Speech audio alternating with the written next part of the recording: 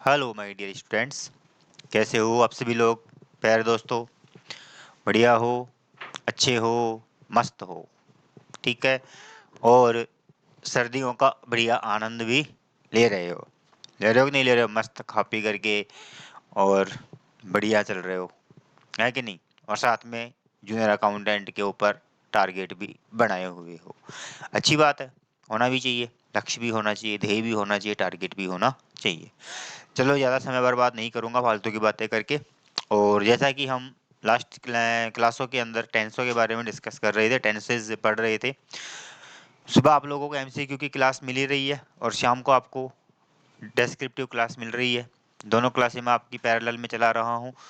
तो बात करते हैं हमारी डेस्क्रिप्टिव क्लास की। तो आज जो है डेस्क्रिप्टिव क्लास के अंदर हम नेक्स्ट पढ़ेंगे जो भी हमने छोड़ा था पिछला, प्रेजेंट इंडेफिनेट और उसके यूजेस तथा उसके एक्सरसाइजेस मैंने आप लोगों को करवा दी थी, एक नहीं करवा दी थी। आज जो है हम पढ़ेंगे पास्ट इंडेफिनेट, ठीक है। पहले मैं इंडेफिनेट इंडेफिनेट लूंगा, फिर कंटिन्यूअस कंटिन्यूअस, परफेक्ट परफेक्ट, फिर परफेक्ट कंटिन्यूअस, परफेक्ट कंटिन्यूअस। तो इसमें क्या आप लोगों को थोड़ा सीखने में समझने में आसानी रहेगी, इस वजह से मैं ऐसे कर रहा हूँ, ठीक है। तो नो टेंशन, कोई झिझकने वाली बात नहीं है, कोई प्रॉब्लम करने लेने वाली बात नहीं, टेंशन लेने वाली बात नहीं है। आराम से पढ़ते चलो, ठीक है। चलो बात करते हैं हम अगले टेंस की, पास्ट इंडेफिनेट की। पहचान मैं आप लोगों को बता चुका था बहुत क्या नाम से स्टार्टिंग में ही, ठीक है। पहचान मैंने आप लोगों को जो है इसकी बता दी थी, बताई थी कि नहीं बताई थी, बताई थी ना, क्या बताई थी। पहचान जो है इसकी होती है, क्या होती है।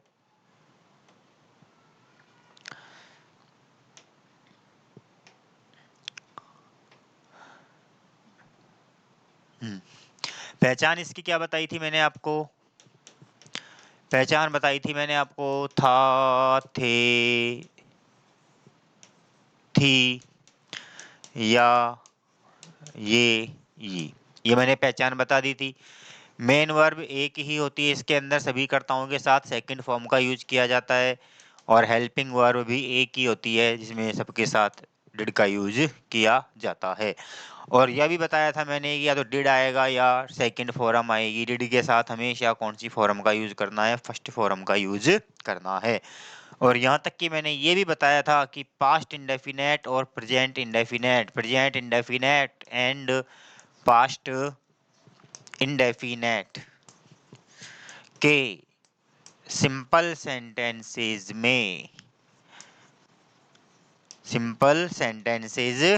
में हेल्पिंग वर्ब नहीं आती है, नहीं आती है। यहाँ तक मैंने आप लोगों को ये चीजें सारी समझा दी थी, बताई थी कि नहीं बताई थी, बोलो बताई थी ना, बताओ बच्चा, बताई थी नहीं बताई थी, बताई थी ना। यस, तो थोड़ा आगे बढ़ते हैं अब इससे हम, ठीक है।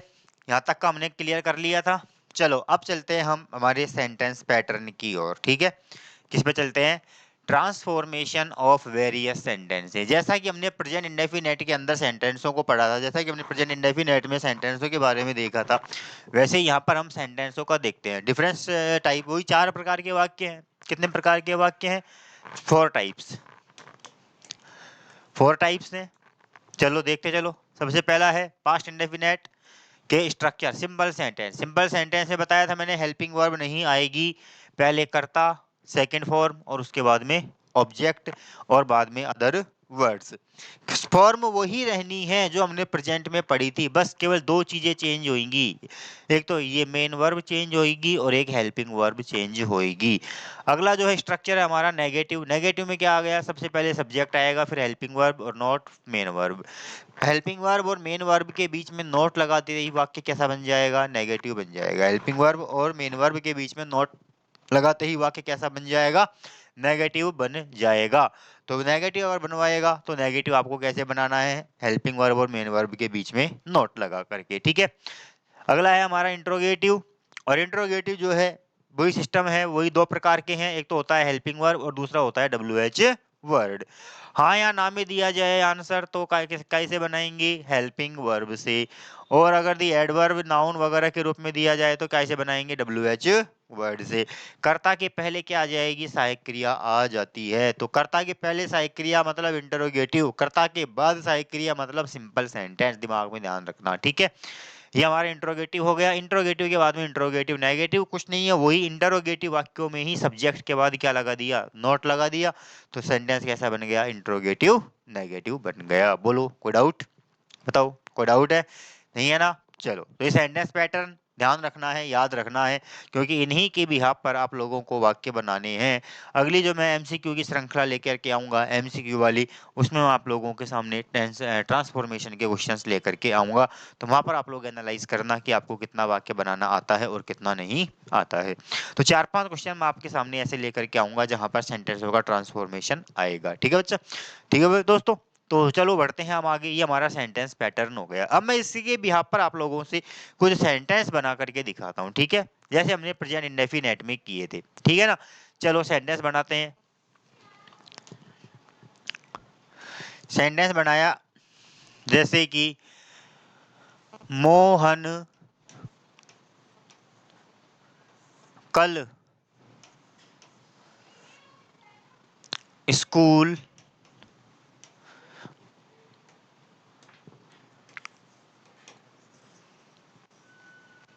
मोहन कल स्कूल नहीं गया।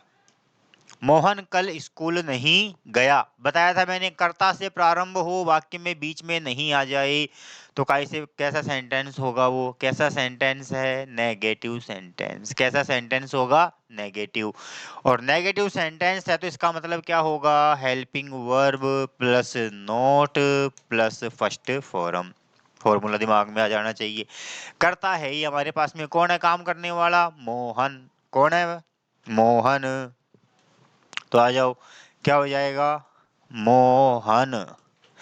हेल्पिंग वर्ब क्या आएगी पास्ट इंडेफिनेट के अंदर, डिड, क्योंकि क्या आ रहा है, या ये ई, बताया था ना, था थी या ये ई आए ई, कुछ भी आ जाए तो सेंटेंस कैसा होगा, past indefinite. Mohan did. Negative के लिए क्या लगाएंगे, नॉट। क्रिया क्या हो रही है, गया, जाना, मतलब गो, कहाँ नहीं गया, स्कूल, टू स्कूल। और कब नहीं गया, कल, यानी बीते हुए कल की बात कर रहा है, तो इसका मतलब यस्टरडे। क्या हो जाएगा दोस्तों, यस्टरडे। अगला सेंटेंस देखते हैं। अगला सेंटेंस क्या कहता है, कुछ नहीं कहता है बेचारा, भोला वाला सेंटेंस है।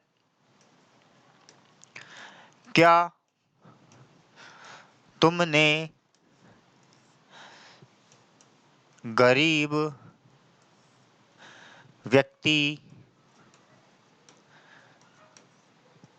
की मदद नहीं की, क्वेश्चन मार्क। क्या तुमने गरीब व्यक्ति की मदद नहीं की। वाक्य के शुरू में आ गया क्या, बीच में आ गया नहीं, और अंत में आ गया प्रश्नवाचक चिन्ह। तो सेंटेंस कैसा हो गया मेरे बच्चों, इंट्रोगेटिव नेगेटिव। कैसा हो गया, इंट्रोगेटिव नेगेटिव। और इंट्रोगेटिव नेगेटिव में क्या करना है पता है ना आपको, इंट्रोगेटिव नेगेटिव भी कैसे बनाना है बताओ, कैसे बनेगा, हेल्पिंग वर्ब से बनेगा। क्यों, क्योंकि वाक्य के शुरू में आ रहा है क्या। आंसर देना है काई में, हाँ या ना में, सीधा सा है, कैसे बन जाएगा, हेल्पिंग वर्ब से। चलो, हेल्पिंग वर्ब हमारे पास में ले दे करके एक ही है, एक ही है ना हेल्पिंग वर्ब ले दे करके। तो हेल्पिंग वर्ब क्या है हमारी, डिड। कर्ता कौन है, तुमने, मतलब यू। नेगेटिव आ गया, मतलब कर्ता के बाद में क्या लगाना है, नॉट। क्रिया क्या हो रही है, मदद करना। मदद करने का मतलब क्या होता है, हेल्प।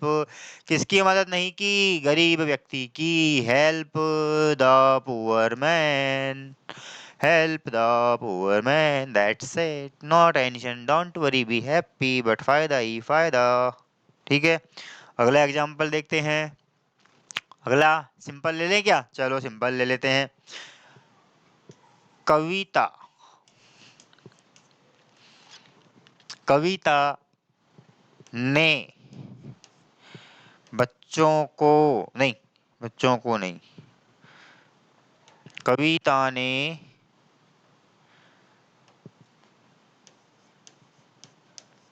सौरभ को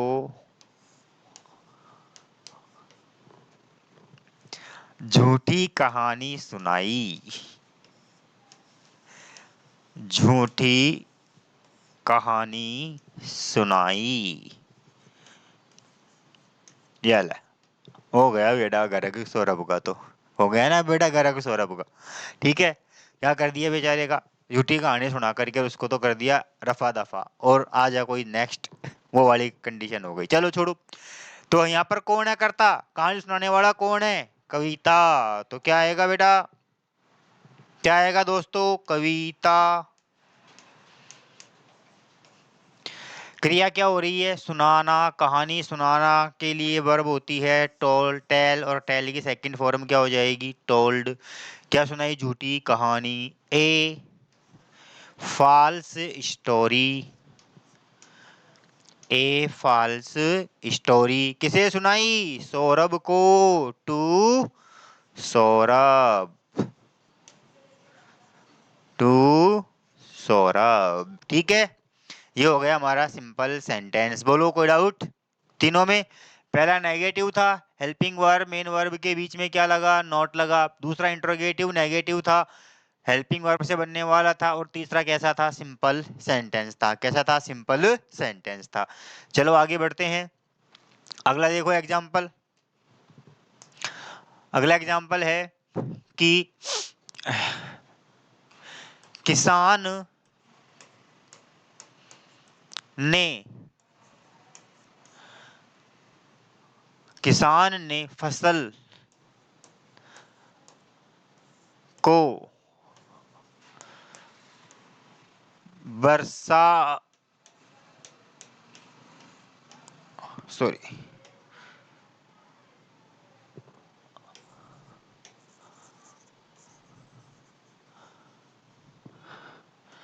किसान ने फसल को वर्षा से पहले एकत्र क्यों नहीं किया, क्यों नहीं किया। ठीक है, यहां पर भी वही चीज, क्यों प्लस नहीं, दोनों एक साथ, मतलब सेंटेंस हो गया कैसा, इंट्रोगेटिव नेगेटिव। लेकिन कैसे बनेगा, WH वर्ड से। क्यों, क्योंकि वाक्य के बीच में आ रहा है क्यों। तो क्या हो जाएगा,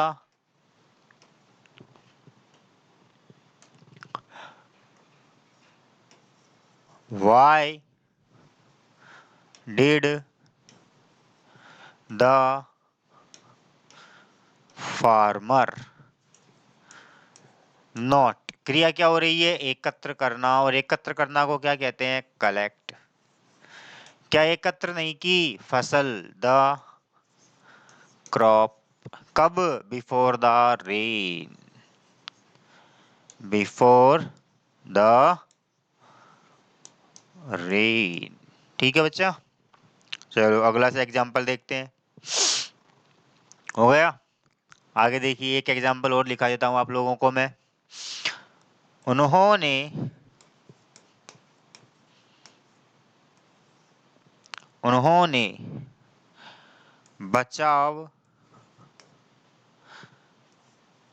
कर्म,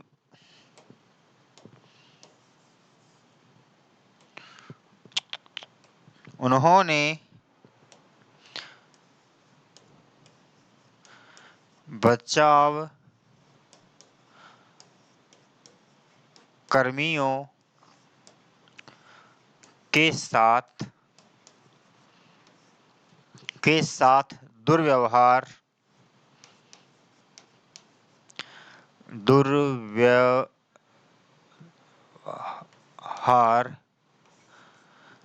कब किया, कब किया। ठीक है बच्चों, उन्होंने बचाव कर्मियों के साथ दुर्व्यवहार कब किया। तो क्या है प्रश्न हमारा, कब। केवल इंट्रोगेटिव है, वो भी WH वर्ड से बनने वाला है। कैसे बनेगा, WH वर्ड से। कब की मतलब व्हेन। हेल्पिंग वर्ब ले दे करके एक ही हमारे पास में did.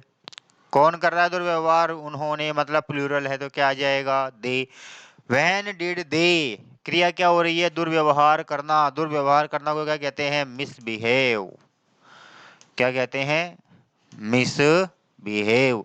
When did they misbehave, किसके साथ, बचाव कर्मी। बचाव कर्मियों को क्या कहा जाता है, rescuers. Misbehave with the rescuers, rescuers. ठीक है बच्चों, ये आप लोगों के क्या है, सेंटेंस बनाने का पैटर्न मैंने आप लोगों को बता दिया। ये आप लोगों के क्या था, सेंटेंस बनाने का तरीका था। ठीक है बच्चों, क्या था आपका सेंटेंस बनाने का तरीका था। क्लियर, बताओ, अब कोई डाउट है यहाँ पर, नहीं है ना। चलो तो अब आ जाते हैं इसके यूजेस पर। अब इसके यूजेज हैं, अलग अलग प्रकार के यूज हैं, वो सारे यूज मैं आपको बता देता हूँ एक एक करके। Uses of past indefinite tense, और इसके अंदर है पहला यूज आता है यदि सेंटेंस में निम्न एडवर्ब दी गई, और एडवर्ब कौन कौन सी है, ये सारी है। एगो, यस्टरडे, इन मार्च 1942, पास्ट टाइम दिया जाए, लास्ट प्लस टाइम दिया गया हो, वंस दिया गया हो, ट्वाइस दिया गया हो, इत्यादि दिया गया हो। इनमें से अगर कोई सी भी ऐसी कंडीशन आ रही हो, अर्थात वाक्य के अंदर कोई पुराना समय दिया गया हो, तो वहां पर टेंस कौन सा होगा, पास्ट का इंडेफिनेट। कौन सा होगा, पास्ट का इंडेफिनेट सेंटेंस होगा। ठीक है, जैसे फॉर एग्जाम्पल, वंस देयर खालिस्तान a lion in a forest, once there live a forest. ठीक है, तो देखो क्या आ रहा है यहाँ पर हमारे सामने, वंस।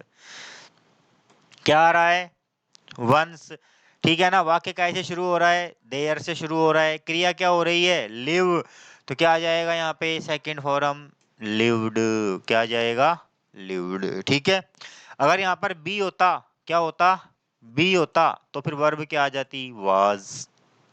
क्या आ जाती, वाज। बी फॉर्म के पास्ट क्या होती है, वाज वर। सिंगुलर है तो क्या आता, वाज। प्लुरल होता तो क्या आ जाता, वर आ जाता। ठीक है, लेकिन ऐसा यहाँ पर नहीं है, ऐसा यहाँ पर नहीं है। चलो अगला देखते हैं आगे क्या कहता है ये। वहन Khalistan the child misbehave with you last evening, क्या आ रहा है, लास्ट प्लस टाइम। लास्ट के साथ में समय दे दिया, तो मतलब पिछली शाम को, पास्ट का हो गया, किसका हो गया, पास्ट का। तो लास्ट के साथ क्या आ रहा है, टाइम आ रहा है, मतलब सेंटेंस वही past indefinite. W H word से शुरू हो रहा है, कोई नोट नहीं है, आ जाइए। कर्ता के पहले क्या आएगी, हेल्पिंग वर्ब आएगी। कर्ता के बाद में क्या आएगी, मेन वर्ब आएगी। फर्स्ट फॉर्म यो की यो आ जाएगी, मिस बिहेव। अगला एग्जांपल देखते हैं। यू खालिस्तान not return the books last week, वापस से देखो लास्ट के साथ टाइम आ रहा है, क्या हो गया भाई, पास्ट इंडेफिनेट।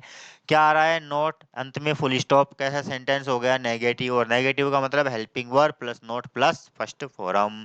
नेगेटिव में क्या होता है, helping verb plus not plus first form. ठीक है, और इंट्रोगेटिव में क्या होता है, helping verb plus subject plus first form. बस यही तो है। तो यहाँ पर क्या आ जाएगा, सबसे पहले क्या है, हेल्पिंग वर्ब हमारी क्या है, डिड, के बाद में क्या लगाना है, नोट, और रिटर्न की फर्स्ट फॉर्म रिटर्न ही हो जाएगी। हेलो, हो गया। अगला है, Khalistan they fight in the battle of Panipat, battle of Panipat, Panipat की लड़ाई में। पास्ट की बात हो गई कि नहीं हो गई, पानीपत की लड़ाई कब हुई थी, पहले हुई थी, पहले की बात पूछ रहा है ये, मतलब सीधा बैक में जाना है, मतलब पास्ट इंडेफिनेट में। और वैसे भी अगर मान लो कोई हिस्टोरिकल इवेंट आ रहा है, तो हिस्टोरिकल इवेंट ऐतिहासिक घटना हो, युद्ध हो, लड़ाई झगड़े वगैरह इत्यादि आ जाएं, तो वो सारे के सारे किस में जाते हैं, पास्ट इंडेफिनेट में जाते हैं। जैसे first world war, second world war, रूस की क्रांति, फ्रांस की क्रांति, अमेरिका की क्रांति, जर्मनी वगैरह, वो सारे बर्लिन की दीवार वार, सारा की सारा जो हिस्ट्री है, हिस्ट्री किस में चला जाएगा, पास्ट में। हिस्ट्री किस में चलता है, पास्ट में चलता है। ठीक है बच्चों, तो देखो यहाँ पर शुरू में खालिस्तान है, अंत में प्रश्नवाचक चिन्ह है, मतलब हेल्पिंग वर्ब से बनने वाला वाक्य है। तो क्या आ जाएगा, did they fight, did they fight. ठीक है, आगे चलते हैं, अगला example. Discovery invention expressing sentences में, डिस्कवरी और आविष्कार, खोज या आविष्कार। डिस्कवरी का मतलब होता है खोज, और इन्वेंशन का मतलब होता है आविष्कार। तो खोज या आविष्कार अगर दी गई हो, खोज मतलब पुरानी किसी चीज को वापस से सामने लाना, खोज कहलाती है।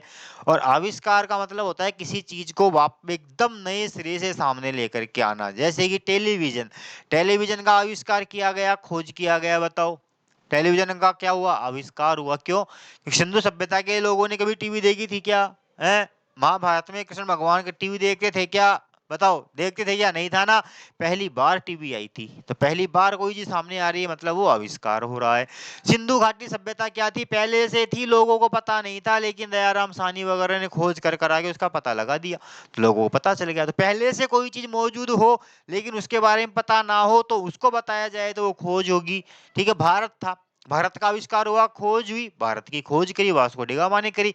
पहला पुर्तगाली था, पहला विदेशी यात्री था जो समुद्री मार्ग से कहाँ आया था? भारत आया था।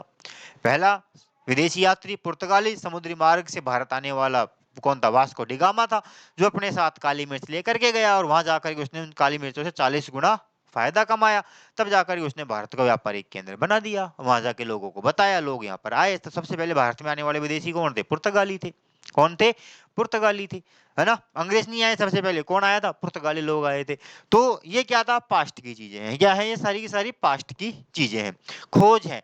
तो भारत की क्या हुई? वास्को डी गामा जब भारत आया तो वास्को डी गामा ने यहाँ पर आने के बाद में बताया कि अरे हाँ यार, एक ऐसा कोई देश भी है। हालांकि भारत तो पहले से ही है, महाभारत काल से, पांच आदि काल से चला रहा है भारत तो, सिंधु सभ्यता के टाइम से चल रहा है भारत तो। वास्को डी गामा के टाइम पे थोड़ी था, वास्को डी गामा ने आकर के बनाया थोड़ी था एक कि भाई ये भारत बना दिया मैंने। भारत पहले से ही था, लेकिन उधर के पाश्चात्य देशों को पता नहीं था, तो पाश्चात्य के देशों के लिए वो क्या हो गई? खोज हो गई। अरबी, अरबी, फारसी, ईरानी, यूनानी, ये तो आ चुके थे हमारे पहले से भारत में, खैबर दर्रे के माध्यम से हिमालय को पार करके आए थे। तो वो लोग तो कहाँ होके आए थे? हिमालय को पार करके खैबर दर्रे से होकर के आए थे। लेकिन ये कहाँ से आया था? समुद्री मार्ग से आया था। दोनों में अंतर है ना? तो अब क्या नाम से, मुगल वगैरह तो पहले ही आ गए थे, लेकिन विदेशी जो थे ये अंग्रेज वगैरह ये बाद में आए थे। ठीक है, चलो आपको हिस्ट्री में नहीं ले जा रहा मैं। तो आविष्कार और खोज अगर आ जाती है तो आविष्कार और खोज को किसमें व्यक्त किया जाता है? पास्ट इंडेफिनेट में। जैसे Vasco D gamma discover India, Vasco D gamma ने भारत की क्या की? खोज की तो की, सीधी सी बात है। तो डिस्कवर पास्ट इंडेफिनेट में चला जाएगा। सेकंड फॉर्म सिंपल सेंटेंस है, डिस्कवर्ड। अगला है आई डन इंट्रोड्यूस, अरे आई नहीं है बेटा, ये जे है। जॉन डन अंग्रेजी का एक महानतम कवि, अंग्रेजी साहित्य का बहुत ही प्रसिद्ध कवि है, जिसने पहली बार मेटाफिजिक टर्म को अंग्रेजी साहित्य से अवगत कराया था। जिसने सबसे पहले मेटाफिजिकल टर्म से लोगों को अवगत कराया, उससे अवगत कराने वाला कौन था? जॉन डन था। और John Donne is the my favourite poet, one of favourite poet है मेरा जॉन डन। तो जॉन डन का मैंने सेंटेंस यहाँ पर डाल दिया क्योंकि मेरे को अच्छा लगता है, अच्छी कविताएं लिखता है, अच्छी बातें करता है, वास्तव में बड़ा लिटरेचर वाले अगर जानते होंगे, जिनके पास अंग्रेजी में लिटरेचर रहा हो बीए के अंदर, या एमए जिन्होंने अंग्रेजी लिटरेचर साहित्य से किया हो, तो उनको पता होगा जॉन डन की पोएम्स के बारे में। एक्टेसी, द फ्ली, कैनाइजेशन वगैरह वगैरह, है ना, कई पोएम्स है इसकी, जॉन डन की। ठीक है, तो जॉन डन ने बहुत अच्छी अच्छी पोएम्स लिखी है, वास्तव में अच्छा राइटर था, इसने वास्तविकता से अवगत कराया था। उस समय इसने लिखा, लेकिन अब जाकर के वो चीज़ हमको देखने को मिलती है। तो वो, हालांकि मैं उसके ऊपर डिस्कस नहीं करूंगा क्या मैटर था, क्या फैक्ट था, क्या मेटाफिजिकल होता है, क्या नहीं होता है। वो लिटरेचर की क्लास में डिस्कस करता हूँ मैं, जहाँ मैं लिटरेचर की क्लास लिटरेचर पढ़ाता हूँ, तो वहाँ लिटरेचर के अंदर मेटाफिजिकल को बताता हूँ। मेटा प्लस फिजिक, अर्थात भौतिक संसार से परे, मेटा यानी परे, फिजिक यानी भौतिक संसार। तो भौतिक संसार से परे की बातें करने वाले कवि कौन थे? सबसे पहले जॉन डन थे। कौन थे? जॉन डन थे। तो जॉन डन ने क्या किया? पहले कोई नहीं जानता था ही नहीं पहले मेटाफिजिक टर्म, तो मेटाफिजिक का क्या हुआ? आविष्कार हुआ। मेटाफिजिक का क्या किया? आविष्कार किया। सबसे पहले इंट्रोड्यूस करवाया, किसने करवाया? जॉन डन ने करवाया। इसके पहले कोई जानता ही नहीं था मेटाफिजिकल कुछ होता भी है। फिर मेटाफिजिकल एज आ गया, मेटाफिजिक के अंदर जो है जॉन डन आ गया, एंड्रू मार्वेल आ गया, इधर से कई और भी जॉनसन वगैरह कई पोएट आ गए मेटाफिजिकल के अंदर। तो मेटाफिजिकल एरा आ गया वहां पर जॉन डन के टाइम से। ठीक है, तो जॉन डन ने क्या किया? मेटाफिजिकल टर्म से, टेंस नहीं है बेटा, ये टर्म है, ये टर्म, और फुल क्वेश्चन मार्क नहीं है, फुल स्टॉप है। ठीक है,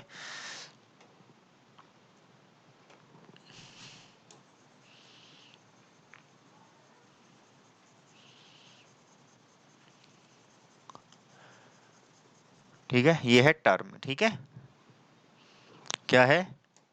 टर्म, और ये फुल स्टॉप, क्वेश्चन मार्क नहीं है। ठीक है, तो जॉन डन ने क्या किया, सबसे पहले मेटाफिजिकल टर्म से इंट्रोड्यूस करवाया। सबसे पहले किसने करवाया, जॉन डन ने। तो मतलब इसने क्या किया, आविष्कार किया। क्या किया इसने, आविष्कार किया। तो यहाँ पर क्या आ जाएगा, इंट्रोड्यूस्ड। सेकेंड फॉर्म क्या हो जाएगी, इंट्रोड्यूस्ड। ठीक है, अगला देखते हैं, हिस्टोरिकल इवेंट, बैटल, वार इत्यादि में बताया था मैंने थोड़ी देर पहले अभी आपको, बैटल ऑफ पानीपत के अंदर। अगर मान लो कोई इतिहास की घटना है, कोई युद्ध हुआ है, कोई बड़ा युद्ध हुआ है, बैटल और वार। बैटल मतलब एक क्षेत्र के अंदर होने वाला युद्ध, लड़ाई, और वार का मतलब एक बड़े स्तर पर, विश्व स्तर पर होने वाला युद्ध, वो क्या होता है, वार कहलाता है, वर्ल्ड वार, है ना। तो वो क्या है, वार, बड़े स्तर पर हुआ है। लेकिन battle, battle of Haldi Ghati, battle of Panipat, battle of Khanwa, battle of जो भी आपके आते हैं इतिहास के अंदर, तो सारे के सारे क्या है, बैटल है। वार क्या होते हैं, बड़े स्तर पर। वार ऑफ हल्दी घाटी नहीं कहेंगे, बैटल ऑफ हल्दी घाटी कहेंगे, क्योंकि वो एक सीमित दायरे में हुआ था। भारत एक देश के अंतर्गत हुआ था केवल एक, और देश में भी केवल राजस्थान में हुआ था, और कहीं नहीं हुआ था। ठीक है ना, तो ये चीज है। तो हिस्टोरिकल इवेंट हो, बैटल हो, वार हो, या कोई रिवॉल्यूशन, क्रांति जो होती है, रिवॉल्यूशंस, इनको सबको किसमें बताया जाता है, पास्ट इंडेफिनेट में बताया जाता है। जैसे इंडिया फ्रीडम इन 1947, भारत को आजादी कब मिली, 1947 में मिली। सिंपल सेंटेंस है, सेकंड फॉर्म आ जाएगी गॉट। ठीक है, 1857 रिवॉल्यूशन, 1857 की क्रांति, जैसा कि मैंने बताया था, स्टार्ट इन ऑन 10 मई 1857। 1857 की क्रांति कब प्रारंभ हुई, 10 मई 1857 को होनी, 31 मई को थी, लेकिन 10 को स्टार्ट हो गई। ठीक है, तो क्या आ जाएगा यहाँ पर, स्टार्ट की सेकंड फॉर्म क्या हो जाएगी, स्टार्टेड। अगला है the battle of Haldi Ghati, आ गया हल्दी घाटी का, हैपन इन 15, ये क्वेश्चन मार्क क्यों लगा रहा है, ये पागल हो गया क्या, टाइपिस्ट ये मेरा। ठीक है, the battle of Haldi Ghati स्टा हैपन, हल्दी घाटी का युद्ध कब घटित हुआ, 1576 में, महाराणा प्रताप और अकबर के बीच में। ठीक है, तो क्या है यहाँ पर हैपन, तो हैपन की सेकंड फॉर्म क्या हो जाएगी, हैपन्ड। क्या आ गया, ये हैपन्ड। ठीक है, अगला यूज देखते हैं, अगला यूज क्या कहता है। अगला यूज है, it is time, it is high time, it is about time से स्टार्ट होने वाले सेंटेंस में अगर वाक्य इनमें से किसी एक टर्म से स्टार्ट हो रहा है, तो वहां पर वर्ब कौन सी आएगी, सेकंड फॉर्म आएगी। कौन सी फॉर्म आएगी, सेकंड फॉर्म आएगी। ठीक है, ध्यान रखना इस चीज का। इट इज टाइम या it is high time, it is about time, it is peak time से अगर सेंटेंस स्टार्ट हो रहा है, तो वहां पर वर्ब कौन सी आनी है, सेकंड फॉर्म आनी है। जैसे it is time we start our journey, क्या आ रहा है, इट इज टाइम आ रहा है, तो क्या लगाएंगे, second form, started. Passive voice जब पढ़ाऊंगा तो पैसिव वॉइस के अंदर ऐसे वाक्य आएंगे आप लोगों के, इट इज टाइम वाले। ठीक है ना, तो वहां पर आपको बताऊंगा इसका कॉन्सेप्ट में और भी। इट इज हाई टाइम दे पे द रेंट, ये क्वेश्चन मार्क क्यों लगा रहा है बावली बूझ। इट इज हाई टाइम दे पे द रिटर्न, क्या आ रहा है यहाँ पर, हाई टाइम आ गया, पे, तो पे की सेकंड फॉर्म क्या हो जाएगी, पेड।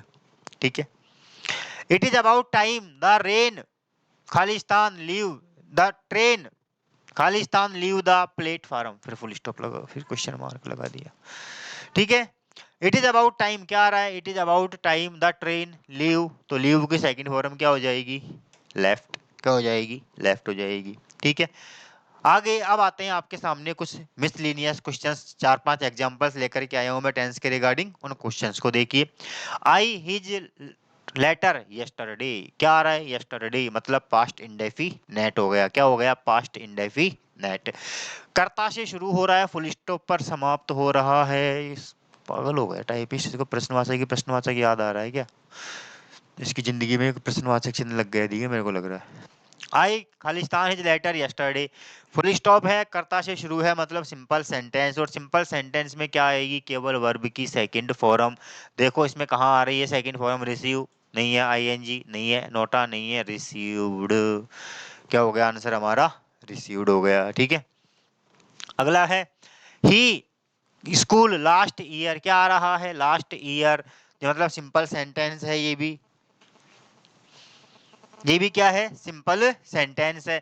तो लीव वर्ब क्या है, लीव है, तो लीव की सेकंड फॉर्म क्या है, लेफ्ट। आंसर हो गया हमारा क्या, बी आंसर हो गया। ठीक है, अगला है खालिस्तान you to cinema last evening, interrogative, प्रश्नवाचक चिन्ह आ रहा है, प्रश्नवाचक चिन्ह आ गया कि नहीं आ गया, प्रश्नवाचक चिन्ह आ रहा है मतलब इंट्रोगेटिव है। काई से बनने वाला है, हेल्पिंग वर्ब से, क्योंकि शुरू में खाली स्थान है। पास्ट इंडेफिनेट में जाएगा, पास्ट इंडेफिनेट के हेल्पिंग वर्ब ढूंढ लो, बस केवल हेल्पिंग वर्ब ढूंढो, कहाँ आ रही है, डिड, और गुरुजी दो जगह आ गई, ये दो तो गलत हो गए, और गुरुजी दो जगह आ गई, लेकिन डिड के साथ आएगी फर्स्ट फॉर्म, कहाँ आ रही है, ये आ रही है, अर्थात आंसर हो गया हमारा डी आंसर। क्या हो गया, डी आंसर हो गया, ठीक है। अगला है my friend Khalistan not visit twice a month, क्या आ गया यहाँ पर, वंस ट्वाइस थ्राइस जब भी वाक्य में आ जाए तो सेंटेंस होता है कौन सा, पास्ट इंडेफिनेट। क्या आ रहा है साथ में, नोट आ रहा है, कर्ता से शुरू है लेकिन नोट है, मतलब सेंटेंस हो गया नेगेटिव। कैसा हो गया, नेगेटिव। नेगेटिव में क्या होता है, helping verb plus note plus verb की सेकंड फॉर्म। ढूंढो कहां पर है ये, हेल्पिंग वर्ब क्या होगी, डिड नॉट विजिट, देखो कहां है, did not visit, do not visit गलत, डिड नॉट विजिट, ये लो बी ऑप्शन हो गया, आंसर हो गया विजिट, नॉट विजिटेड नहीं होगा, इज विजिट नहीं होगा, ठीक है। क्लियर बच्चा। आगे देखिए, खालिस्तान वो सॉरी वाई खालिस्तान the publisher agree with these terms and conditions. Interrogative है, काई से शुरू हो रहा है, भाई से शुरू हो रहा है, मतलब वही हेल्पिंग वर्ब, और क्या लगानी है, मेन वर्ब। हेल्पिंग वर्ब देखो क्या आएगी, डिड कहाँ है, ये रही पहली, दूसरे दो में आ रही है, फर्स्ट फॉर्म कहाँ आ रही है, ये आ रही है साहब, ये लो, ये सी आंसर हो गया। क्या हो गया आंसर हमारा, C is the right answer, C is the right answer. बस क्लास खत्म। चलो, ये आप लोगों के क्या थे, क्वेश्चंस थे जो मैंने आप लोगों को करवा दिए, ठीक है बच्चों। तो ये आज हमारे पास्ट इंडेफिनेट का टॉपिक था, मैंने आज आपको खत्म कर दिया, कंप्लीट कर दी, ज्यादा टाइम नहीं खा लिया आपका मैंने। नेक्स्ट अगली क्लास के अंदर मैं आप लोगों को अगला टेंस पढ़ाऊंगा, एक साथ दो टेंस ले लूंगा, क्योंकि अब क्या फ्लो बन चुका है अपना, आप लोग भी वे में आ चुके हो पढ़ाई के में, तो आप लोगों का भी टाइम वेस्ट ज्यादा ना हो, इसलिए मैं जो अब क्या है थोड़ा सा क्लासों को रैपिड फायर में आप लोगों को चलाऊंगा, क्योंकि अब क्या है टाइम ज़्यादा डीप में जाने का नहीं है, केवल क्लास को रैपिड फायर में रिवीजन करने का है, तो मैं रैपिड फायर में आपका क्या करवाऊंगा, रिवीजन करवाऊंगा, ठीक है। और आपके कॉन्सेप्ट साथ के साथ क्लियर करवाता जाऊंगा, और साथ में ऑब्जेक्टिव भी करवाता जाऊंगा, ठीक है। तो देखते रहिए, मिलते और पढ़ते रहिए, बने रहिए मेरे चैनल टीच लाइन के साथ। धन्यवाद, थैंक यू वेरी मच।